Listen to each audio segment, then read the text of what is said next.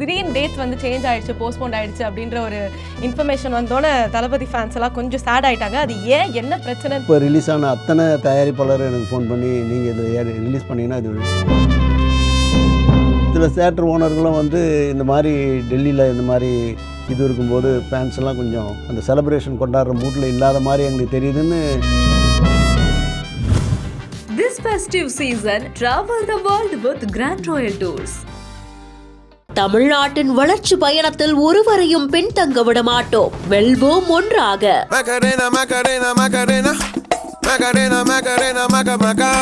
அரசன் பத்தின அப்டேட் எங்களுக்கு தேவை. சிம்புனுடைய கேரியரில் வந்து இது ஒரு உச்சமாக இருக்கும். வெற்றிமாறனுடைய தொடர் வெற்றியில் இது ஒரு சிகரமாக இருக்கும். சிம்பு சார் வந்து தனுஷை நடிக்க வைங்கப்பா, சூப்பரா பண்ணுவாப்பல. சிம்புக்கு வந்து ரொம்ப அவங்க சைல்ட்ஹுட் ஃப்ரெண்ட்ஸுன்றதுனால அவரோட ஒரு படம் இன்னும் பண்ணணும்னு அவர் ரெக்வெஸ்ட் பண்ணார்.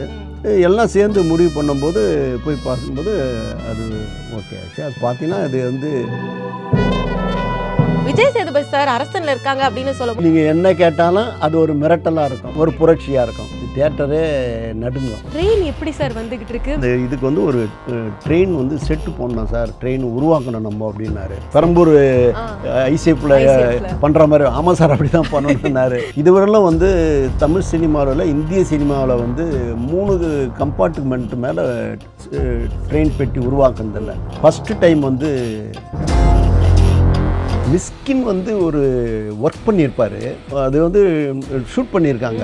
அவர் ஒர்க் பண்ணுறதை தயவுசெய்து இதை போடுப்பா, ஃபஸ்ட்டு டே தமிழ்நாடு ஃபுல்லாகிடணுவேன். இல்லை சார், அது வந்தால் வேறு மாதிரி நினச்சிடுவாங்க, அது போடக்கூடாதுன்ட்டார். வாடிவாசல் எப்போ சார் வரும்? இல்லை, உலகத்தமிழருக்கு ஒரு அடையாளம் அந்த படம். மாடு சம்மந்தப்பட்ட பிரச்சனை. அந்த இன்சிடெண்ட்டில் ஒரு கால் ப்ராப்ளம் ஆகி அப்போலோவில் அட்மிட் பண்ணி பெரிய சிகிச்சை பண்ண வேண்டியதாகி போச்சு. ஒரு சின்ன ஒரு சிலும்புலேயே அந்த மாதிரி ஆச்சு. சூர்யா சாருக்கு ஜுராசிக் பார்க் கம்பெனியோட ஒரு டைப் பண்ணி அவங்களுடைய குரூப் வந்து லண்டனில் ஒரு அவங்கக்கிட்ட ஜான் நோலன்றக்கிட்ட வந்து கொடுத்து அதுக்குண்டான வேலை நடந்தது. டைரக்டர் ஒரு தடவை போய் பார்த்துட்டு வந்துட்டார், சாட்டிஸ்ஃபைடு. சின்ன கரெக்ஷன் சொல்லியிருக்காரு. சுதீப் வந்து என்கிட்ட வந்து காக்கா ரீமேக் ரைட்ஸுக்காக நம்ம ஆஃபீஸில் வந்து காக்கா ரீமேக் ரைட்ஸுக்காக தான் வந்தேன். சரி எடுத்துங்கண்ணே. சார் எவ்வளோ பணம் தரணுன்னாரு. ஃப்ரீயாகவே எடுத்துக்கோங்க. என்ன சார் நீங்கள் சொல்கிறீங்கன்னாரு. ஒரு ஹீரோ ஒரு டிஸ்ட்ரிபியூட்டர் வியாபாரத்தில் தலையிட்டார் பார், அது தப்பான ஆளுகிட்ட சொல்லி விட்டார். அது எனக்கு வேதனை. அதுக்காக இன்னும் அவர் வந்து அதுக்குண்டான வேலையை பிரயத்தனை எதுவுமே பண்ணலை. அது ஒரு ஃபீலிங் எனக்கு இருக்குது. சரி, காலம் பதில் சொல்லணும், கோர்ட்டில் இருக்குது.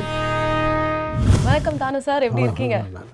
Super sir. ஸோ எங்களுக்கெல்லாம் ஒரு சின்ன வருத்தம். ஏன்னா நீங்கள் வந்து தளபதி பொங்கல் அப்படின்னு சொல்லி ரீரிலீஸ் பண்ணுறேன்னு சொல்லி திடீர்னு டேட்ஸ் வந்து சேஞ்ச் ஆயிடுச்சு, போஸ்ட்போன் ஆயிடுச்சு அப்படின்ற ஒரு இன்ஃபர்மேஷன் வந்தோன்னே தளபதி ஃபேன்ஸ் எல்லாம் கொஞ்சம் சேட் ஆயிட்டாங்க. அது ஏன், என்ன பிரச்சனைன்னு சொல்லுங்கள் சார். அதெல்லாம் ஒன்றும் இல்லை, நீங்கள் வருத்தப்படுற மாதிரி தான் நானும் வருத்தப்படுறேன். நான் ஆர்வமாக தான் ரிலீஸ் பண்ணுற தயாரானேன். அதே நேரத்தில் எல்லாருடைய கமெண்ட்டும் பார்த்துருப்பீங்க. அதில் நிறைய இப்போ ரிலீஸ் ஆன அத்தனை தயாரிப்பாளர் எனக்கு ஃபோன் பண்ணி நீங்கள் இதில் ரிலீஸ் பண்ணிங்கன்னா இது ரீரிலீஸ் தானே, இது நீங்கள் எப்போனாலும் பண்ணிக்கலாம். இப்போ நீங்கள் ரிலீஸ் பண்ணால் எங்களுக்கு பொங்கல் டேட்டு மிஸ் ஆகிடும். இப்போ எங்களுக்கு கிடச்சிருக்கிறத வரப்பிரசாதத்தை நாங்கள் எப்படி மிஸ் பண்ணுவோம்? நீங்கள் ப்ரொடியூசர் கவுன்சிலும் தலைவராக இருந்திருக்க, ஃபிலிம் ஃபெடரேஷனுக்கு தலைவராக இருந்திருக்கீங்க. இந்த நேரத்தில் நீங்கள் இண்டஸ்ட்ரிக்கு நீங்கள் நல்லது நிறைய பண்ணியிருக்கீங்க, ஏன் இது பண்ணக்கூடாதுன்னும் போது எனக்கு ஒரு சின்ன ஒரு ஃபீலிங். அது உண்மையில் அவங்களுடைய வேண்டுகோள் நியாயமாக இருந்தது.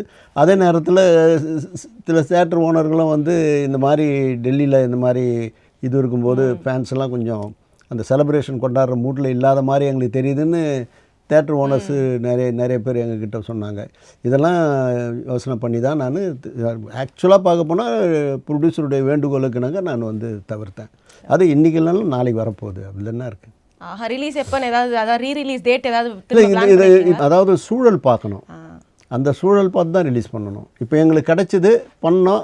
அது சில பாதிப்புகள் பல ப்ரொடியூசர் வருதுன்னும் போது ரிவர்ஸ் பண்ணியிருக்கோம். திரும்ப அந்த மாதிரி எதுவுமே இல்லாத நேரத்தில் அதை பண்ணி அதை என்ஜாய் பண்ணணும். கண்டிப்பாக. ஸோ தெரி பற்றி பேசினதுக்கு அப்புறமா அரசன் பற்றின அப்டேட் எங்களுக்கு தேவை. ஏன்னா ஃபேன்ஸ் கிட்ட அந்த ப்ரோமோலேயே அவ்வளோ ஒரு வரவேற்பு இருந்தது அப்படின்னு சொல்லலாம். ஸோ அரசன் எப்படி வந்துட்டு இருக்கு, என்ன அப்டேட் இருக்குது சார்? கிட்டத்தட்ட அதை பற்றி இப்போ நான் சொல்லக்கூடாது.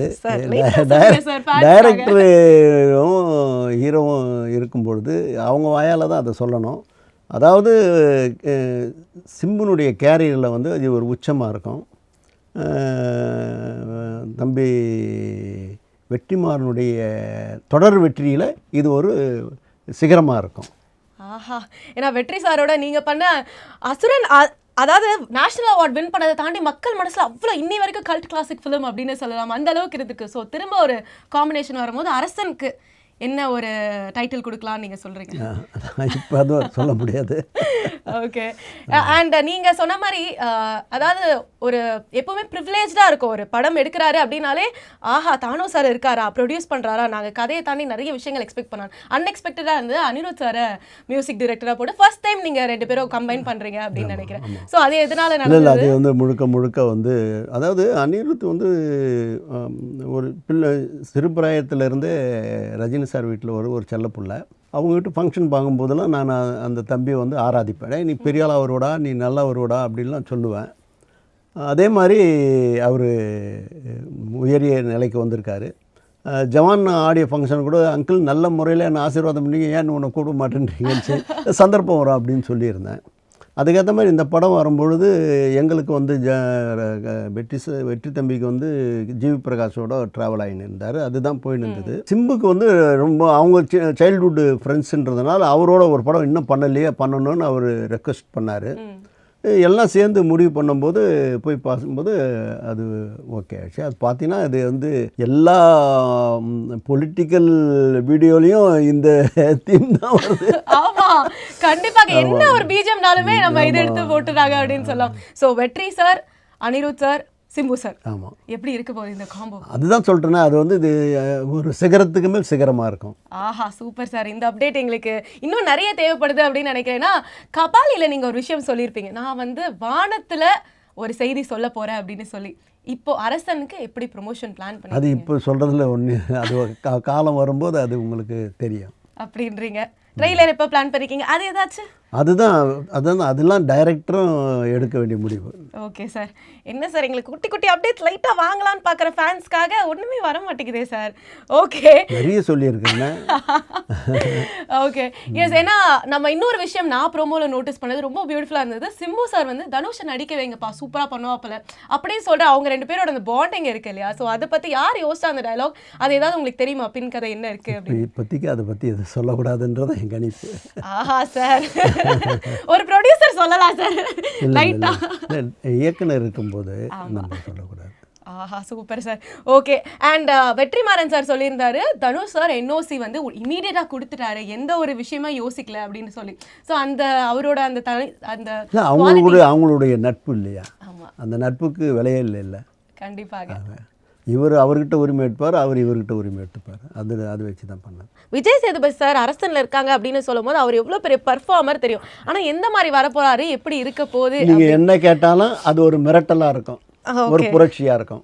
ஆமாம், அதாவது தியேட்டரே நடுங்கும், மிரளும். ஆமாம். Okay sir. ட்ரெயின் எப்படி சார் வந்துகிட்டு இருக்கு? மிஷ்கின் சார் பற்றி சொல்லுங்கள், ஸ்ருதிஹாசன் மேம் பற்றி சொல்லுங்கள், நிறைய விஷயங்கள் பேசணும்னு நினைக்கிறேன். அதாவது நான் வந்து 2-3 முறை தம்பி மிஷ்கின் வந்து என்னை சந்தித்து படம் பண்ணுறதுக்கு உண்டான நியதிகள்லாம் நடந்தது. ஆனால் ஏதோ ஒரு காரணத்தில் அதெல்லாம் தள்ளி போச்சு. அதுக்கப்புறம் ஒரு நாள் ஆஃபீஸுக்கு வந்து, சார் உங்களுக்கு ஒரு படம் பண்ணணும் அப்படின்னு சொல்லும்போது, தாராளமாக பண்ணலாம் அப்படின்னு. அப்போது நான் வந்து சொன்னேன், இந்த மாதிரி என்கிட்ட வந்து விஜய் சேதுபதி எனக்கு படம் பண்ணணுன்னு இருக்கிறாருன்னு, அந்த தம்பியை வச்சு நீங்கள் சொல்லுங்கள். உடனே அவர் வந்து ட்ரெயின் ஒரு கதை சொன்னார். அவருக்கு சொல்கிற ஒரு கதையும் ஒரு ஒரு உயரிய படைப்பாக தான் இருக்கும், கமர்ஷியலாகவும் இருக்கும். ஒரு இன்வால்மெண்ட்டோடு பண்ணக்கூடிய கலைஞரில் அவர் ஒரு முன்னணி இயக்குனர். அவர் கதை சொன்ன விதமும் பாங்கும் உடனே பண்ணணும் போது அப்போது சொன்னார், இந்த மாதிரி இந்த இதுக்கு வந்து ஒரு ட்ரெயின் வந்து செட்டு போடணும் சார், ட்ரெயின் உருவாக்கணும் நம்ம அப்படின்னாரு. எங்கள் ரயில்வே குட்ஸ் இது பெரம்பூர் ஐசேப்பில் பண்ணுற மாதிரி. ஆமாம் சார், அப்படி தான் பண்ணணுன்னாரு. அப்போது நான் சொன்னேன், அப்படின்னா சரி பண்ணலான்னு. இதுவரையிலும் வந்து தமிழ் சினிமாவில், இந்திய சினிமாவில் வந்து 3 கம்பார்ட்மெண்ட் மேலே ட்ரெயின் பெட்டி உருவாக்குனதில்லை. ஃபஸ்ட்டு டைம் வந்து 8 கம்பார்ட்மெண்ட் போட்ட இந்த படம், ஓ இந்த ட்ரெயின் செட்டு. என்னுடைய நண்பர் கோவிந்தசாமி வந்து பிஹெச்ஜி ஸ்டுடியோன்னு ஒன்று உருவாக்குனார். அது நான் தான் அவருக்கு ஒரு ஸ்டுடியோவெலாம் ரொம்ப எல்லாம் டிவி சீரியலாக புக் பண்ணுகிறேன், எங்களுக்காக ஒரு ஸ்டுடியோ கட்டுன்னு சொன்னேன். உடனே அவருடைய இடத்த வந்து பண்ணி பிரமாதமாக இன்றைக்கி லேட்டஸ்ட்டாக இருக்கக்கூடிய தரம் தகுதி நிர்ணயம் இருக்கக்கூடிய ஒரு தயாரிப்பாளருக்கு ஏற்ற மாதிரி ரொம்ப கம்ஃபர்டபுளாக ஒரு ஸ்டுடியோ அமைச்சிருக்கிறாரு. அந்த ஸ்டுடியோ முதல் எங்களுக்கு கொடுத்தாரு. அப்போ கொடுக்கும்போது இந்த ஒரு ஃப்ளோரை தாண்டி பெட்டிகள் மூணு பாக்ஸ் வருது அடுத்தது. அப்போ என்ன பண்ண, அப்போ டைரக்டர் போய் அவர்கிட்ட கேட்டார், இந்த மாதிரி எங்களுக்கு இன்னொரு ஃப்ளோரை நீங்கள் அந்த ட்ரெயின் போகிற அளவுக்கு உடைக்கணும், செவுத்து உடைச்சா தான் எங்களுக்கு இன்னொரு போவோம், நாங்கள் ஒரே ஷாட் எடுக்கிறதுக்கு வரணுன்னே அவங்களுக்கு சின்ன தயக்கன்னா கஷ்டப்பட்டு உருவாக்கியிருக்க புது ஸ்டுடியோ. அவர் வந்து அண்ணன் ஒரு வார்த்தை சொன்னால் நாங்கள் பண்ணிடுறோன்ட்டு ஏதோ சொல்லியிருக்காங்க. என்கிட்ட சொன்னேன், இல்லை என்னால் உருவாக்கப்பட்ட ஸ்டுடியோ, என்னால் அது உடையக்கூடாது, அது இல்லாமல் நீங்கள் எப்படி பண்ணணுமோ பண்ணுங்கன்னு. இதை போய் அவர் சொன்னோன்னே, இல்லை அண்ணன் இப்படி சொல்லும்போது நாங்கள் உடச்சி தான் தீருவோம். உடைச்சி அவ்வளோ பெரிய 8 கம்பார்ட்மெண்ட்டு. இதுவெல்லாம் தமிழ் சினிமாவில், இந்திய சினிமாவில் அந்த மாதிரி வந்து கிடையாது. இதெல்லாம் வந்து இதுக்கு சிஜி ஒர்க்கும், அதில் நடக்கக்கூடிய ஒவ்வொரு சம்பவங்களும், அந்த ட்ரெயினுக்கு உள்ளவும் ட்ரெயினுக்கு வெளியே நடக்கக்கூடிய சம்பவங்கள்லாம் வந்து இந்த உழைப்புன்னா மிஸ்கின் வந்து என் கண்கள் வந்து பணிக்கிற மாதிரி உழைப்பு, சாதாரண உழைப்பில் கடுமையான உழைப்பு. அதில் வந்து அந்த ட்ரெயினுடைய அளவை எடுத்து அதுக்குள்ளே பண்ண விவகாரம்லாம் வந்து அதில் ஃபஸ்ட் ஏசி இருக்குது, செகண்ட் ஏசி இருக்குது, தேர்ட் ஏசி இருக்குது. அவ்வளவும் ஒரு நாளைக்கு வந்து 500, 600, 700 பேர் ஜூனியர் ஆர்டிஸ்ட் வச்சு அவ்வளோ கிட்டத்தட்ட நிறைய ஆர்டிஸ்ட்டுங்க எல்லாமே நல்ல தேர்ந்த கலைஞர்லாம் இருக்காங்க. அதுக்காக வந்து நம்ம விஜய் சேதுபதியுடைய கடுமையான உழைப்பு, அவர் இந்த படத்தில் ஹாலிவுட் ஸ்டைலில் ஃபைட் பண்ணியிருப்பார். இதில் இன்னும் மிகப்பெரிய சமாச்சாரம்னா, அந்த ட்ரெயின் இது சொல்லக்கூடாது, இருந்தாலும் நான் சொல்ல வேண்டிய சூழ்நிலைக்கு தள்ளப்படுறது என்னென்னா, ஒரு உழைப்புன்றது என்னன்றது, ஹாலிவுட்லேருந்து ஃபைட் மாஸ்டர் வந்துட்டாங்க. அந்த ட்ரெயின் பாத்ரூம்குள்ளே ஃபைட்டு, எங்கே கேமரா வைப்பீங்க, எங்கே லைட் வைப்பீங்க, அதுக்குள்ளே தான் ஃபைட் நடக்கணும். டைரக்டர் இப்படி வருமா அதெல்லாம் எடுக்கணுன்றாரு. அப்போது அதுக்காக அதே அளவுக்கு வெளியில் வந்து கண்ணாடி பேழையில் ஒரு ஒரு ஒரு செட்டு போட்டு அதுக்குள்ளே எக்ஸ்பிரிமெண்ட் ஃபைட்டு, இந்த ஃபைட்டர்ஸ் 2 பேர் ஃபைட் பண்ணுவாங்க. அதில் ஹீரோவும் எதிர்த்து வரக்கூடிய வில்லனும் ஃபைட் பண்ணுறதை அவங்க 2 பேர் பார்ப்பாங்க. அதே மாதிரி ட்ரெயின் உள்ளே போய் ஃபைட் பண்ணுவாங்க. ஓகே, இதெல்லாம் வந்து மெய்க்குச்சரியம், இதெல்லாம் அந்த மாதிரி இருக்கும். இதெல்லாம் தமிழ் சினிமாவில் ஃபைட்டு ட்ரெயினுக்குள்ளவும் ட்ரெயினுக்கு வெளியிலையும் இந்த மாதிரி படம் வந்ததே கிடையாது. அதுக்கடுத்து மிஸ்கின் வந்து ஒரு ஒர்க் பண்ணியிருப்பார். அது வந்து ஷூட் பண்ணியிருக்காங்க. அவர் ஒர்க் பண்ணுறத தயவுசெய்து இதை போடுப்பா, ஃபஸ்ட்டு டே தமிழ்நாடு ஃபுல்லாக ஆகிடணுவேன். இல்லை சார், அது வந்தால் வேறு மாதிரி நினச்சிடுவாங்க, அது போடக்கூடாதுன்ட்டார். நான் சொன்னேன், தயவுசெய்து எனக்காக கொடுப்பா, கமர்ஷியல் புத்தியில் நான் கேட்குறேன், அது போட்டாலுமே பெருசாக பெரிய ஓப்பனிங் கிடைப்பா. இல்லை சார், இந்த படத்துக்கு இப்போ ஓப்பனிங் கிடைக்கும், நீங்கள் தயவுசெய்து விட்டுடுங்க, அது மாதிரி கேட்காது, படம் ரிலீஸ் ஆனோன்னா நம்ம போடலாம் சார் அப்படின்னு. அதே மாதிரி ட்ரெயினுக்கு வெளில நடக்கக்கூடியது போடணும், இல்லை அது தேட்டரில் தான் பார்க்கணும் ஜனங்கன்ட்டார். ஸோ கடுமையான உழைப்பாளி, உண்மையான உழைப்பாளி, உதிரம் சிந்த உழைப்புன்னு சொல்லுவாங்களே, அதில் அவரும் ஒருத்தர். ஆஹா, கண்டிப்பா. அண்ட் சாங்ஸ் பாடல் பத்தி பேசி ஆகணும். எப்படி வந்திருக்கு, ஏன்னா ஒரு சீனுக்கான மெனக்கெடுதல் எப்படி இருக்குன்னு எங்களுக்கு தெரியுது. ஸோ அதை பற்றி பேசிடலாம். இல்லை, அதாவது இந்த படத்தில் வந்து ட்ரெயினுக்கு வெளியிலேருந்து ஒர்க் பண்ணக்கூடியவங்க தான் ஸ்ருதிஹாசன். அவங்களுடைய அந்த ஃபீலிங்கு, அது கதையை சொல்லக்கூடாது, நீங்கள் படம் பார்க்கும்போது அதனுடைய சமாச்சாரம். அதாவது அவங்களுடைய மாடுலேஷனே ஒரு பெரிய ஒரு படமாகவே எடுக்கலாம். அந்த இதுவரையிலும் நான் சந்தித்த பாடகிகளில் இந்த மாதிரி மாடுலேஷன், அதாவது அந்த ஃபீலிங்கை அதை ஏற்றி இறங்கி உருகி ஊனுணி உருக்கி உள்ளொலி பெருக்கின்னுவாங்களா, அந்த மாதிரி ஒரு சூழல் அந்த குழந்தை பாடின பாட்டு இருக்குதுல்ல, அது அந்த உச்ச சாயில் யாராலையும் தொட முடியாது. அந்த மாதிரி அப்போ தான் இந்த சமீபத்தில் அந்த பாட்டு நம்ம போட்டோம். அதுக்கப்புறம் எக்ஸிபிட்டர்லாம் கொண்டாட ஆரம்பிச்சு, எப்பனே எத்தனை வரீங்க. எனக்கு வந்து 2 வாரம் மஸ்ட்டு தேவைப்படுது. அதில் ஒரு வாரம் வந்தால் அது இந்த செலவுக்கு சரிப்பட்டு வராது. அதனால் ஆனால் கொண்டாடி திப்பாங்க அந்த படத்தை. ஒரு இங்கிலீஷ் பிக்சர்லாம் ஆன்சராக இருக்கும், அது ஆன்சராக இருக்கும். அதுக்கு சிஜி பண்ணதும் சரி, எல்லா வகையிலையும் இசை பாடியிருக்கிறார் பாருங்கள், அவர் அமைச்சிருக்கிறார் பாருங்கள், ஒரு ஆல்வி ஸ்டைலில் இருக்கு அந்த மாதிரி. அதாவது அவரே போனது போகட்டும் போடான்னு அவர் பாடி கம்போசிங்லாம் நான் எடுத்து வச்சுருக்கேன். அது இப்போ விட்டாலுமே வைரல் ஆகிடும். அதையும் கொடுக்க விட மாட்டேன், கட்டுப்படுத்தி வச்சிருக்காரு அப்படின்றீங்க. ஆனா நீங்க சொல்லும் போது அந்த மெனக்கெடுதலை தாண்டி எங்களுக்கு மரண வெயிட்டிங்கா இருக்கு அப்படின்னே சொல்லலாம். ஒரு மெலடி ஒன்று கொடுத்துருக்காரு, ஹேட்ஸ் ஆஃப் மெலடி. ஆஹா சார், வெயிட் பண்ண வைக்கிறீங்க சார் எங்களை. இப்படி சொல்றதுக்கு அப்புறமா இன்னும் ஆர்வம் அதிகமாகுது. தேர்ந்த இசை பாடகர் சஞ்சய் சுப்பிரமணியம், அவரெல்லாம் பிரமாதமாக பாடியிருக்காரு. ஒரு ப்ரொடியூசரா நிறைய விஷயம் நான் கேட்கணும்னு நினைக்கிறேன். ஏன்னா நீங்க ஷூட்டிங் ஸ்பாட்டுக்கே வந்து தானு சார் வரமாட்டார்ப்பா, எதிராக நீங்க பார்த்துக்கோங்க அப்படின்னு சொல்லிட்டு, அது ஏன் நீங்களா எடுத்த டிசிஷனா, அது என்ன காரணம்? இல்லை நான் பேசிக்கலாக நான் வந்து ஒரு கதை, திரைக்கதை, வசனம், பாடல்கள், இசை, இயக்கம் இத்தனையும் பண்ணவேன். ஆமாம். ஸோ ஒரு லொக்கேஷன் போகும்போது எனக்கு ஏதாவது ஒன்று தெரியும். அது வந்து கூலிக்காரனில் நான் அதை அனுபவிச்சிருக்கேன். அது ஒரு இடத்துல வந்து குதிரைமுக்கில் வந்து ஒரு சாங்கில் ஒரு சின்ன ஒரு மிஸ்டேக் ஆகிப்போச்சு. அதுக்கப்புறம் நான் போய் அந்த ஸ்பாட்லேயே நான் வந்து சார் இப்படி நடந்துச்சுன்னு ராஜசேகர்கிட்ட ஃபீல் பண்ணிட்டேன். உடனே இல்லை கரெக்டாக தான் இருக்குதுன்னு சொல்லிட்டாரு. அதுக்கப்புறம் லஞ்ச் பிரேக்கில் என்னை கூப்பிட்டாரு. எல்லாரும் எதிர்க்கும் நீங்கள் சொன்னீங்க, அது எதோ நான் மிஸ்டேக் பண்ண மாதிரி தெரிஞ்சிடும், அதனால் நீங்கள் எதுவாக இருந்தாலும் தனியாக வந்து சொல்லுங்கன்னாரு. அன்னிலேருந்து அந்த ஸ்பாட்டுக்கு நான் போகிறது நிறுத்திட்டு, இதுதான் கதை, உண்மை கதை. ஓகே. இதுக்கப்புறம் இன்னொன்று கூட இருக்கும். இதில் காக்கல வந்து வில்லன் வந்து ஜோதிகாவை சுட்டுடுவோம். சுடும்பொழுது அப்போது சூர்யா தம்பியினுடைய கை வந்து அந்த அடிப்பட்ட இடத்துலேருந்து இப்படி பார்க்கும்போது கத்துவார். ஏன்னா அவருக்கு தெரியுது இது வந்து ரத்தம் வந்திருக்குது, குண்டு இங்கே பாஞ்சிருக்குதுன்னு கத்துவார். அந்த ஷாட்டில் வந்து இது வந்து யூகிக்கு குடிக்கும் அத்தனை பேரும் முடியும். ஆனால் பாமரருக்கு திருவள்ளூர், திருத்தணி, அந்த குக்கிராமத்தில் இருக்கிறவங்களாம் அது இன்னும் எதை பார்த்து கத்தினாரு அப்படின்ற ஒரு ஃபீலிங் இருக்கும். அப்படின்ற ஒரு ஃபீலிங் நான் அந்த ஸ்பாட்டில் இல்லைன்றது வச்சிங்களேன். அதே படம் வந்து தெலுங்கில் பண்ணும்போது அதே அந்த ஷூட்டிங் நடக்கும்போது நான் உள்ள நுழையிறேன், வெங்கடேஷ் தம்பியை பார்க்கறது, கௌதம் பார்க்கறதுக்கு. அப்போ அதே மாதிரி அந்த ஷாட் எடுத்தார். அப்போ நான் தனியாக கூட்டும் போய் கௌதம் கிட்ட, கௌதம் ஒரு சின்ன பிளட்டு கிளாட்டை வந்து ஸ்பாட்டை வந்து உள்ளங்கையில் வச்சு அவருடைய சஜஷனில் ஒரு குளோசப் ஒன்று எடுத்துக்கோ, ஆடியன்ஸுக்கு பிளட்டு வந்திருக்குது அப்படின்ற ஒரு தெரியும். ஓகே சார் எடுத்துடுறேன்ட்டு அதை எடுத்தார். அந்த ரஷ் பார்க்கும்பொழுது அந்த ஷாட் வந்து தேங்க்யூ தானு சார் அப்படின்னாரு. அவர் ப்ரொஜெக்ஷன் உட்காந்துருக்கோம்.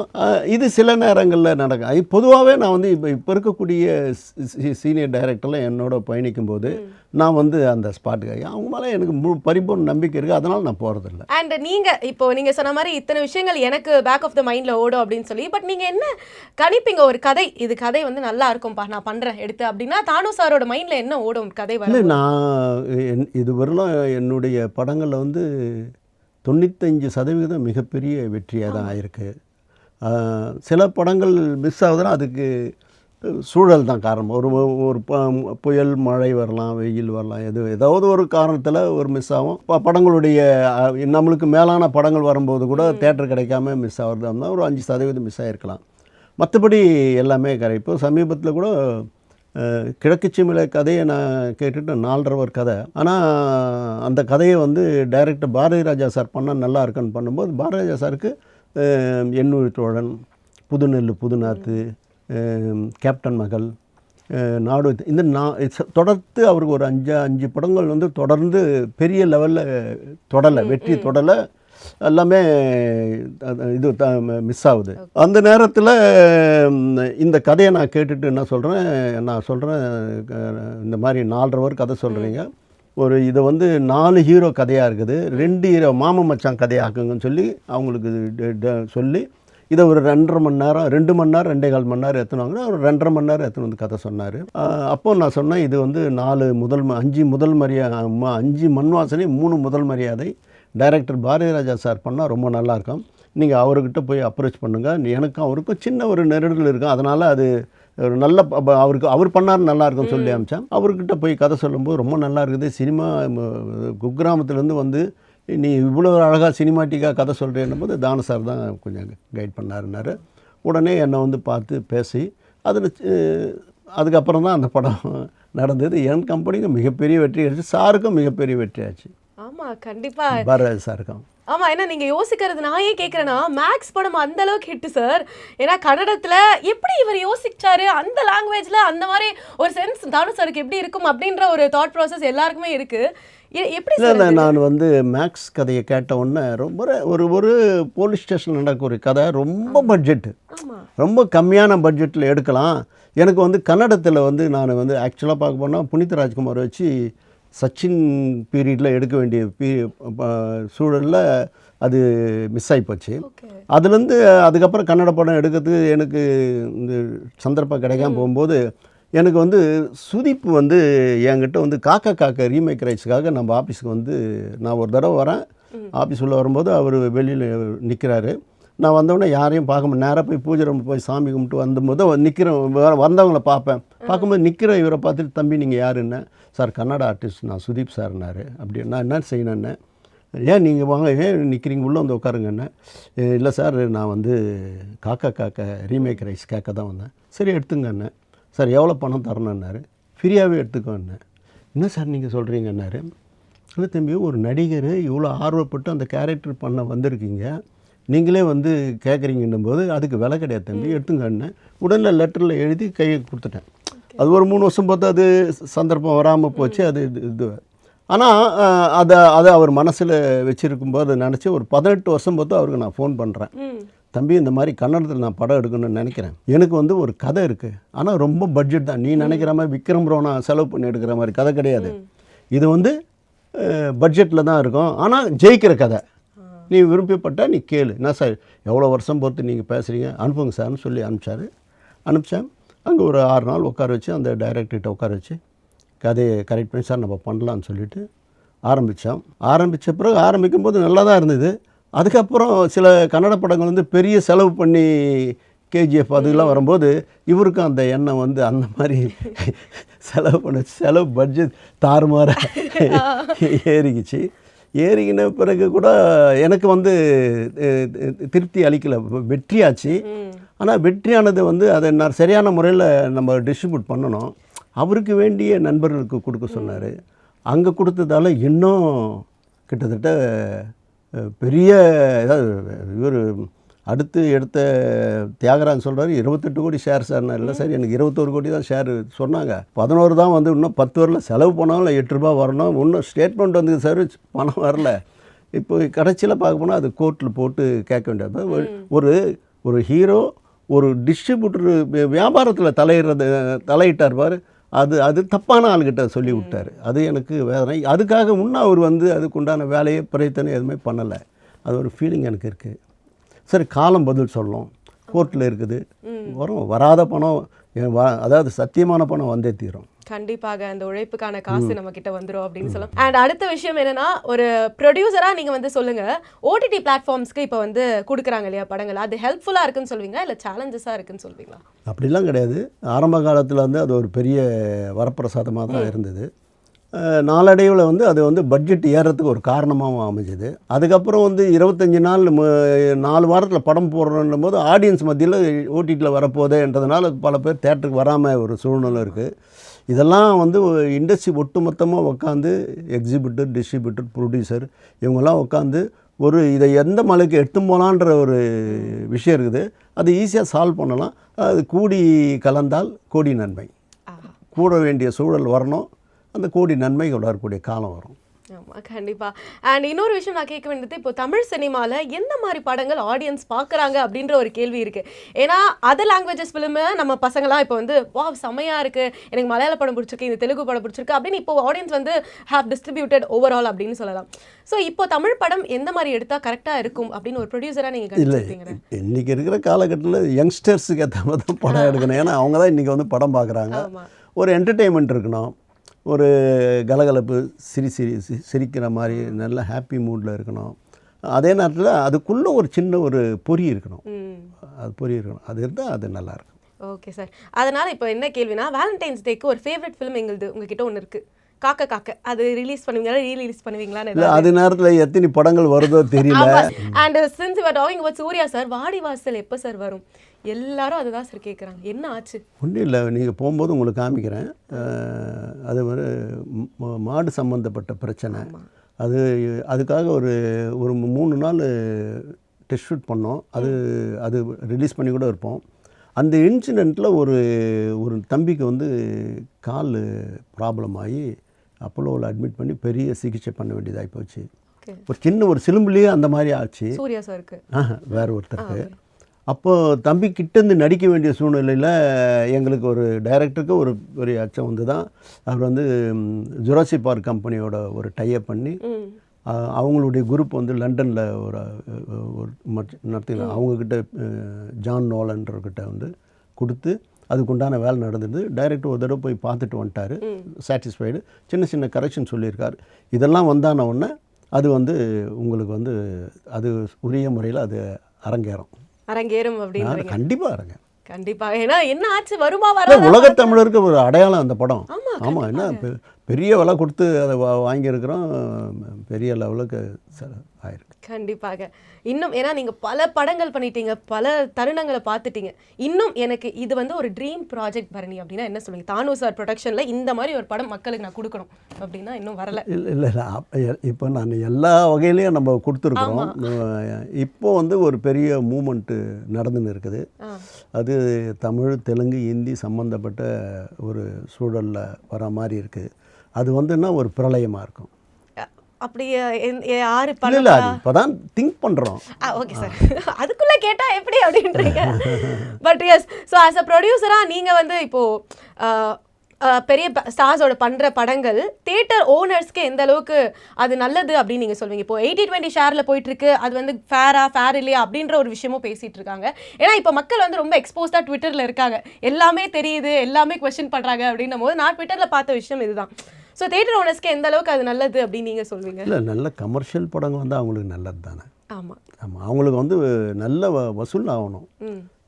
இன்றைக்கி வந்து ஒரு தேக்க நிலையில் தான் அது. இன்றைக்கி முன்ன வந்து டிஸ்ட்ரிபியூட்டர்ன்ற இனமே இல்லாமல் போயிடுச்சு. இப்போது அதுக்கு அடுத்தது வந்து ப்ரொடியூசருங்களும் இப்போ குறைஞ்சிட்டாங்க, இல்லை அதுவும் குறைஞ்சிருக்கு. அதுக்கடுத்தது வந்து இப்போ ஓடிடி வந்த தொட்டு அவங்களே வந்து படம் தயாரிக்கிற சூழ்நிலை வரும்பொழுது அவங்களே வந்து தயாரித்து அவங்களே ஓடிடியில் போட்டாங்கன்னா இப்போ தேட்டர் என்ன ஆகும்? ஸோ தேட்டரும் அந்த பாதிப்பு எப்படி டிஸ்ட்ரிபியூட்டர், ப்ரொடியூசர், அடுத்தது எக்ஸிபியூட்டர் தான் மாட்டுவாங்கன்னு நினைக்கிறேன். ஓகே, அதுவாக இப்போ விழிப்புணர்வு இருந்து விழித்தாங்கன்னா அவங்க ஓரளவுக்கு பாதுகாப்பான ஒரு அரண் அமைக்கணும். ஓகே, அதுவும் கூடி வாழ்ந்தால் கூடி பேசணும். ஓகே சார், இன்னொரு லாஸ்ட் அப்டேட், எப்போ உங்களை மியூசிக் டைரக்டராக பார்க்கலாம்? ஏன்னா இன்னும் நிறைய படங்கள் நீங்கள் பாட்டு நிறைய பாடி வச்சுருக்கீங்கன்னு தெரியும், நிறைய ஹெல்ப் பண்ணியிருக்கீங்கன்னு தெரியும். இன்னும் அந்த சைட் ஆஃப் தானோ சார் நாங்கள் இன்னும் பார்க்கலையே அப்படின்னு எனக்கு அந்த பீரியட்லேயே வந்து விஜயகாந்த் சார் வந்து சந்தன காற்றுக்கு மியூசிக் பண்ண சொன்னார். அதே மாதிரி மோகன் படத்துக்கு வந்து மோகன்தாஸ் அவர் ப்ரொடியூசர் வந்து என்னை கேட்டார். ஒரு சூழலில், அதாவது சிலருடைய ஒரு சுதந்திரம் இல்லாத ஒரு சூழல் அன்றைக்கி இருந்தது. அன்றைக்கி ஒரு சபதம் எடுத்துச்சா இனிமேல் பண்ண பண்ணுறது இல்லைன்னு முடிவு பண்ணிட்டேன். அதனால் இருந்தது தவிர அதுக்காக ஒரு சிவாஜி சாருக்காக ஒரு பாட்டு ஒன்று மியூசிக் போட்டு பாடினேன், மன்னவர் சின்னவரில். மன்னவர் சின்னவர் மனசுக்கு ஏற்ற நல்லவர், மனசார வாழ்த்தி பாடுங்கடி எங்கள் மன்னவரை மனசார. அவருக்கு ட்ரிபியூட் கொடுத்தேன். அவர் ரொம்ப காரில் போகும்போது அவருடைய டிரைவர் முருகனை போட்டு போடுறா புலிப்பாட்டை போடுறான்னு கேட்பார். அதெல்லாம் கேட்கும்போது எவ்வளோ சந்தோஷமாக இருக்கு. இப்போ இருக்கிற ஜென்ரேஷன், இப்போ இருக்கிற டெக்னீஷியன் இதெல்லாம் வந்து எனக்கு ஒரு கேள்வி ஞானம் தான். Okay, super sir. அண்ட் இப்போ அட்லீஸ்ட் சார் வந்து நீங்கள் கூட பிறக்காத தம்பி அப்படின்னு நிறைய இடத்துல சொல்லியிருக்கீங்க. ஏன்னா சைன் பண்ண பிறகு அவருக்கு நிச்சயதார்த்தமானதாக இருக்கும், நிறைய நல்ல விஷயங்கள் அவருக்கு நடந்திருக்கு. அண்ட் அதே மாதிரி அவர் இந்த படத்துக்கு அப்புறம் கரியரோட உச்சத்துக்கு போவார் அப்படின்னு சொல்லியிருந்தாரு. அதுக்கேற்ற மாதிரி is grown a lot. So நீங்கள் கூட இருந்து பார்க்கும்போது அது எவ்வளோ மகிழ்ச்சியாக இருக்குது உங்களுக்கு? அதாவது ஈன்றெடுத்த தந்தை மாதிரி அந்த ஒரு சூழல் தான். ஈன்ற பொழுது பெரிதுவுக்கும் தன் மகனை சான்றோன் என கேட்ட தாயின்னு வள்ளுவர் சொல்லியிருக்காரு. அந்த வள்ளுவருக்கு கிணங்க வந்து அவர் வந்து வளர்ந்து வர்றாரு. Super sir. அண்ட் தெரியோட கிளைமேக்ஸாக இருக்கட்டும், இல்லை ஒரு சில போர்ஷன்ஸ் எப்பவுமே படத்தில் வந்து நம்ம ரீஷூட் பண்ணுவோம், இல்லை இது மாற்றி வைக்கலாம்ப்பா அது மாற்றி வைக்கலாம்ப்பா, அந்த மாதிரி ஏதாவது சீன்ஸ் இருக்குதா சார்? ஒரு இடத்துல கூட அவர் நூல் பிடிச்ச மாதிரி ஸ்கிரிப்ட் சொன்னார். யாருடைய குறுக்கிடமே கிடையாது. அவரும் ரொம்ப அருமையாக பண்ணார். ஒவ்வொரு படத்துக்கும் பார்த்தீங்கன்னா அவர் கிராஸ் தாண்டிக்கினே இருப்பார். அந்த மாதிரி தான். Thank you sir, thank you so much. This festive season, travel the world with Grand Royal Tours. தமிழ்நாட்டின் வளர்ச்சி பயணத்தில் ஒருவரையும் பின்தங்க விட மாட்டோம். வெல்வோம் ஒன்றாக. Macarena, Macarena, Macarena, Macarena, Macarena, Maca, Maca, Maca.